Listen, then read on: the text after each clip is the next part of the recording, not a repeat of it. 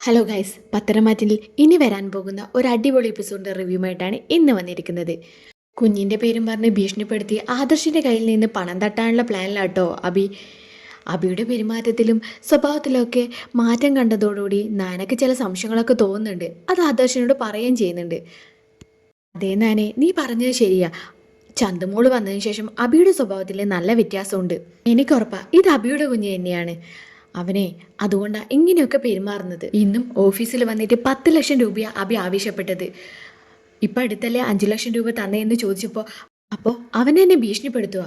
തൽക്കാലം 5 ലക്ഷം രൂപ തരാമെന്ന് ഞാൻ പറഞ്ഞിട്ടുണ്ട്. അല്ലെങ്കിൽ ഈ രഹസ്യം എല്ലാവരോടും പറയുന്ന അവൻ പറയുന്നത്. എനിക്ക് ഈ രഹസ്യം എല്ലാവരോടും പറയുന്നത് കൊണ്ട് ഒരു പ്രശ്നവുമില്ല. താനുണ്ടല്ലോ എൻ്റെ കൂടെ. പിന്നെ മുത്തശ്ശന് ഈ കാര്യം ആരോടും പറയണ്ടെന്ന് പറഞ്ഞതുകൊണ്ട് തൽക്കാലം ഈ കാര്യം ആരെയും അറിയണ്ടെന്ന് ഞാൻ വിചാരിച്ചു. അത്രയേ ഉള്ളൂ. അതുമാത്രമല്ല, പുറത്ത് ഈ ന്യൂസ് എത്തിക്കഴിഞ്ഞാൽ അത് നമ്മുടെ കമ്പനിയെ ബാധിക്കും. ഈ വിവരം പുറത്താകുന്നതിന് മുമ്പ് സകല തെളിവുകളോടും കൂടി ആബിയെ മുന്നിലിട്ട് കൊടുക്കണം എനിക്ക്. അതുവരെ എന്നെ ഭീഷണിപ്പെടുത്തിയ പൈസ കൊണ്ട് അവൻ ജീവിക്കട്ടെ, ആർഭാടം കാണിക്കട്ടെ. അതൊക്കെ എത്ര കാലമെന്ന് വിചാരിച്ചിട്ടാ? ആദർശേട്ടൻ പറഞ്ഞത് തന്നെ ശരി.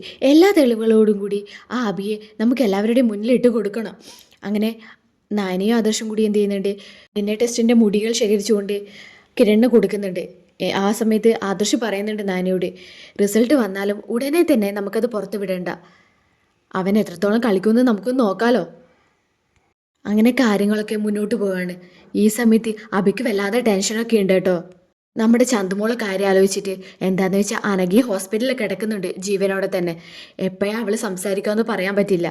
ഈ കാര്യമൊക്കെ ആലോചിച്ചുകൊണ്ട് അബിക്ക് വല്ലാതെ ടെൻഷനാകുന്നുണ്ട്. അതിനിടയിൽ അബി പോയി നവ്യയും കുഞ്ഞിനെയും കാണുന്നുണ്ട് കേട്ടോ. വളരെ സന്തോഷത്തോടു കൂടിയാണ് കേട്ടോ നവ്യയോടൊക്കെ പെരുമാറുന്നത്.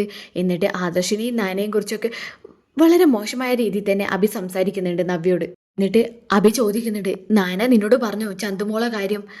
ഞാൻ അവളോട് വിളിച്ചു ചോദിച്ചു. അപ്പോൾ അവൾ പറഞ്ഞു മുത്തശ്ശൻ ഇങ്ങനെ ഒരു കുഞ്ഞിനെയും കൊണ്ട് അനന്തപുരിയിലേക്ക് വന്ന കാര്യം.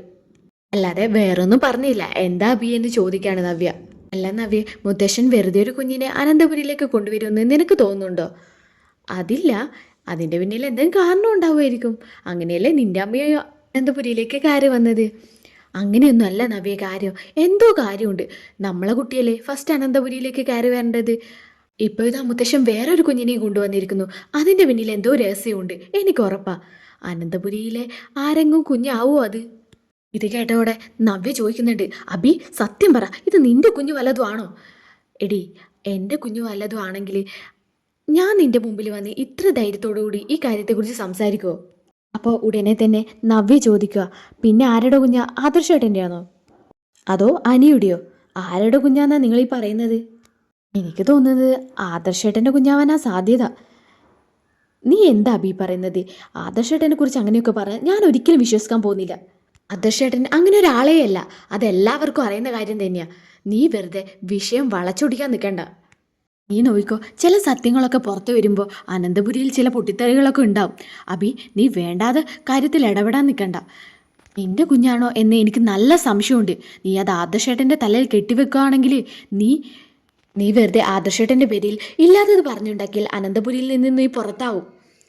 എടി, ആ കുഞ്ഞ് എൻ്റെ കുഞ്ഞാണെങ്കിൽ മുത്തശ്ശൻ അനന്തപുരിയിലേക്ക് ആ കുട്ടിയും കൂട്ടി വരുമെന്ന് നിനക്ക് തോന്നുന്നുണ്ടോ?